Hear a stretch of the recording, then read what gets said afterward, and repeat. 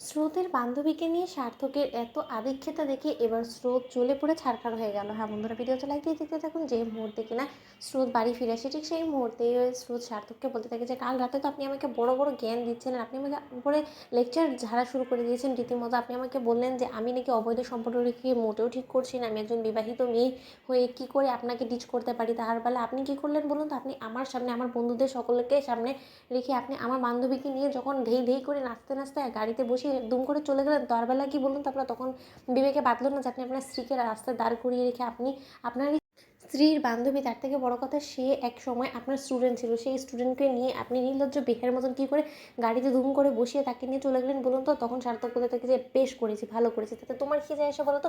তোমার তো কিসের বিচ্ছে বলো তো? কাল রাতে যখন আমি তোমাকে বলেছিলাম যে তুমি তোমার ওই সোকল বয়ফ্রেন্ডের সাথে কোনো মতে কোনো রকম কোনো অবৈধ সম্পর্ক রাখবে না, যতদিন না আমাদের ডিভোর্স হয়ে যাচ্ছে ততদিন তো অ্যাটলিস্ট একদমই না, কিন্তু তার সত্ত্বেও তুমি কি আমার সেই কথা কোনো মতেই গ্রাহ্য করেছো? তুমি তো সেই ওই লোকটার সাথে চুটিয়ে প্রেম করেই যাচ্ছ।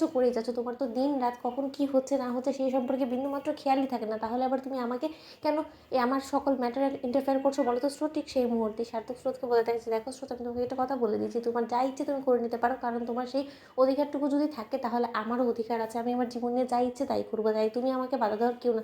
তখন স্রোত বলতে থাকে যে তাহলে বরঞ্চ সেটাই হোক, আপনি আমার লাইফে ইন্টারফেয়ার করবেন, আমি আপনার লাইফে ইন্টারফেয়ার করবো না, অন্তত যতদিন পর্যন্ত না আমাদের ডিভোর্স হয়ে যাচ্ছে। ঠিক সেই মুহূর্তে সার্থক বলতে থাকে যে আর তুমি যদি ভুল পথে হাঁটো তাহলে টিচার হিসেবে আমি অবশ্যই তোমাকে ঠিক পথে আনার জন্য কিছু না কিছু তো অবশ্যই চেষ্টা করবো, তাই না? তখন স্রোত বলতে থাকে যে তাহলে আপনি যদি সেই চেষ্টা করেন তাহলে কিন্তু আমিও বাধ্য হব স্ত্রী হিসেবে নিজের স্বামীকে ভুল পথ থেকে ঠিক পথে আনার জন্য। তাহলে আপনি নিশ্চয়ই বুঝতে পারছেন যে শিয়ানে শিয়ানে টক্কর হবে। তখন সার্থক বলতে থাকে যে তাহলে হয়ে যাক লড়াইটা, শেষে গিয়ে কে জেতে লড়াই সেটাই দেখার পালা। অন্যদিকে স্রোত বলতে থাকে যে স্যার যতই আপনি চেষ্টা করে নেন না কেন, আমি খুব ভালো করে জানি যে আপনি আমার বান্ধবীকে শুধুমাত্র নিজের হাতে নাচানোর জন্য চেষ্টা করছেন, কারণ আপনি ও ব্যবহার করে আমাকে কষ্ট দেওয়ার চেষ্টা করছেন যাতে আমি কষ্ট পাই। কিন্তু আপনাকে একটা কথা বলে দিচ্ছি, আপনি যে উদ্দেশ্যে আমার বান্ধবীকে ব্যবহার করছেন তাতে একমাত্র আপনি কিছু হাসিল তো করতে পারবেনই না, বরঞ্চ আমার বান্ধবী আরও বেশি কষ্ট পাবে। ও মনে মনে হয়তো বা ধরে নেবে যে না, আপনি হয়তো বা ওর প্রতি দুর্বল হওয়া শুরু করে দিয়েছেন, কিন্তু এরকম কোনো কিছু ওর মনে ফিলিংস জেগে ওঠার আগেই আমি সেই ফিলিংসটাকে মেরে দেবো, কারণ সেই ফিলিংসটা জেগে ওঠা মাত্রই তো ওর যথেষ্ট পরিমাণে কষ্টের দিকে নিজেকে ঠেলে দিবে। সেই কষ্ট যন্ত্রণা যেটাতে কিনা আমি পোহাচ্ছি,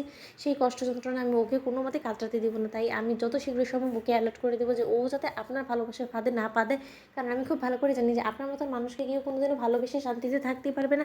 আমি তো নিজেকে দিয়েই দেখতে পাচ্ছি যে আপনাকে ভালোবেসে আমি কত বড় একটা অপরাধ করে ফেলেছি। আমি যদি আজকে আপনাকে না ভালোবাসতাম তাহলে হয়তো আমাকে এত কিছু পোহাতে হতো না।